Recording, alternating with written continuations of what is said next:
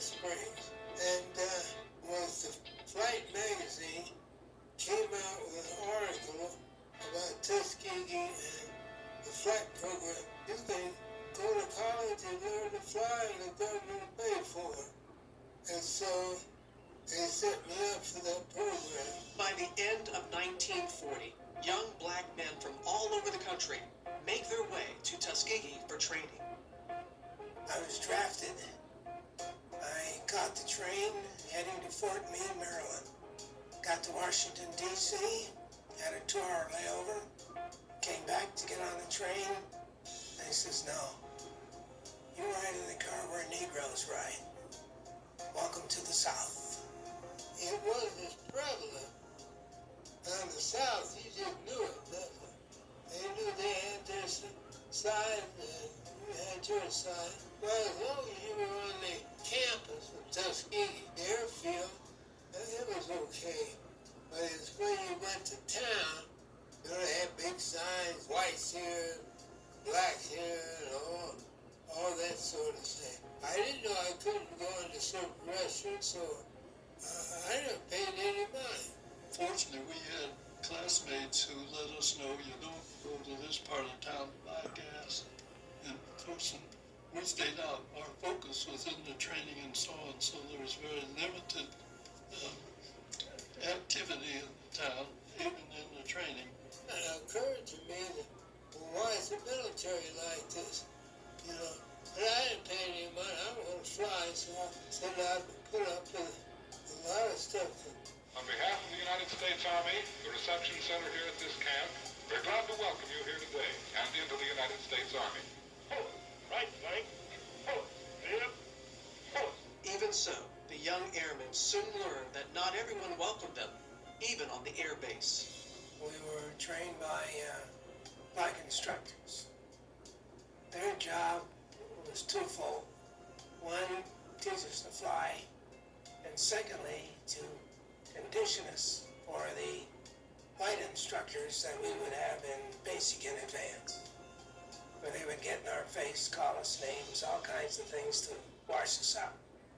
They didn't believe in the program, and they thought it was a waste of time and money.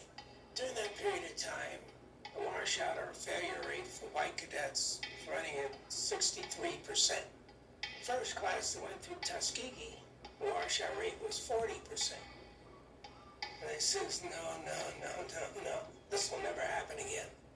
So they made sure they had a washout rate of 73% or higher, 10% higher than the white cadets. That's why we only graduated 996. We were really fighting something that had been started back when the Army War College did a study in 1925 claiming that physically we were qualified to serve our country, mentally, morally, and otherwise inferior to the white man, therefore no service in the technical areas such as maintain flying an airplane would even be possible. Flying training program was designed for our failure. They didn't want any black pilots, period. General Hap Arnold didn't want any blacks in his white Air Force. So everything was against us. We had to go through a lot of injustices. We lost a lot of good pilots. By March 1941, the Tuskegee program faced financial trouble. Help came from First Lady Eleanor Roosevelt.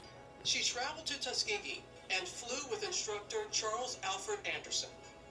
It was quite a deal because the person she flew with was Charles Alfred Anderson. He became the chief instructor for us. Then, in early 1941, the 99th Pursuit Squadron was established. One day, this squadron will become part of the unit known as the Tuskegee Airmen. My father, Colonel Lawrence E. Roberts, would be one of them. He would one day tell me he'd never known such freedom as a black man as he felt flying a plane. These men were pioneers of a venture so new that you who stand here before me now, after 3 years, may still be considered forerunners in the movement which has given you a place in the fighting men of the sky. No thought at the time that we we're going to go down Tuskegee and set the world on fire. We were just happy to be able to take part, and for many do something that they had wanted to do, and that's fly an airplane. Yesterday, December 7th, 1941, a date which will live in infamy. But even as the United States formally enters World War II in December 1941, the Tuskegee Airmen will have to wait to fight for their country. We are girls fighting! The United States of America was suddenly and deliberately attacked. The country was at stake. The world was fighting Hitler. And these black men could step up and do what whites couldn't imagine in terms of warfare, piloting, and taking care of military business. But the pilots at Tuskegee aren't given a combat mission despite their stellar training record. Though they're determined to fight, white officers won't accept them. The 99th Fighter Squadron had been trained by 1941, and then just kept training as the generals at the War Department decided what to do with them. That coalition that had been pushing for them to receive training in the first place kept pushing for them to be given meaningful combat roles. And so the NAACP and everyone else, the black press is writing editorials about this, give our boys a chance to prove what they can do.